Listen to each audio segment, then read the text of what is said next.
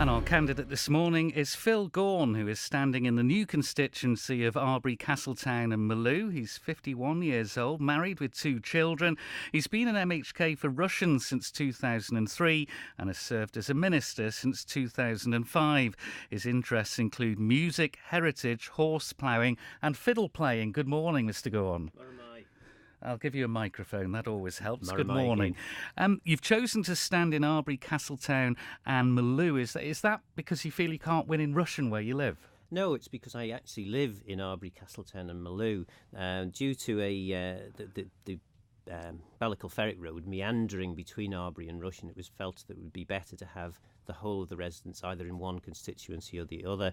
And so actually the Ballicle-Ferrick Road is now in the new constituency of Arbory Castletown and Malew, and that's at the top of that road is where I live. So the reason I'm standing is because I believe in standing in the area that I live in. Your manifesto in 2011 included lots of local issues in the Russian area, a longer Alfred Pier, the redevelopment of the Marine Biological Station in Port Erin. None of that's really happened, so do you feel you've concentrated on national issues as opposed to local? Not at all. Actually, you've picked on the two that... actually, in my manifesto, I went through the other day and checked. There were 80 commitments. I've delivered 65 of those commitments.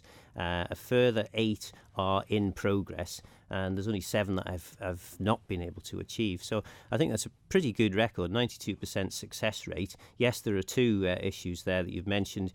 The first one in relation to Alfred Pier. The budget was there when I left the department just before the last election. It was then moved away. I've got money back in the budget again this time since I've been minister, so there is money to start that work. As far as the Marine Lab site, we had an excellent proposal. Lawrence Skell and myself had worked very closely with the developer, but unfortunately council ministers didn't give it the planning permission, so that's why that one fell on its face. So it's not for the want of trying.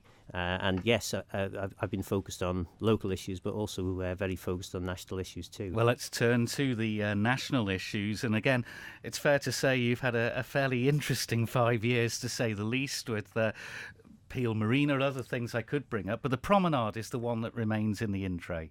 Yes, and that's a disappointment, really.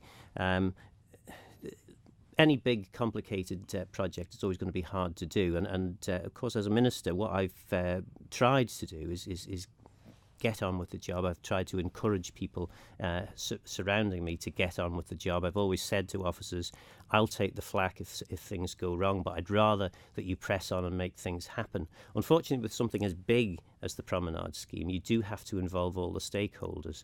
So when I rejoined the department, having left in 2011 with a scheme starting to develop with clear instructions to officers to get out there, sell the scheme, talk to all the different people, returned back in 2000 and whenever it was, 14, and found that the scheme wasn't fully supported by everyone involved. So it's taken a long time. Well, I've done a lot of work trying to work with all the stakeholders. We got everybody on board apart from one group.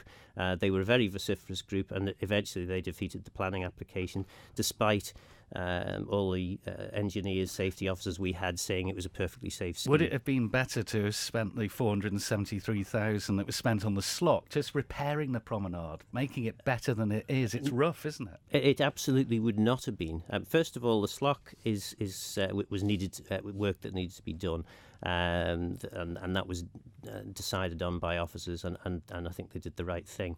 The promenade, though, spending a tiny amount of money on the promenade, which is effectively what $470,000 would be, wouldn't solve the problems. It would only put those problems off for another few years. It would be a very poor waste of taxpayers' money. Plenty I could go into, but we've only 4 minutes. Interested in being Chief Minister?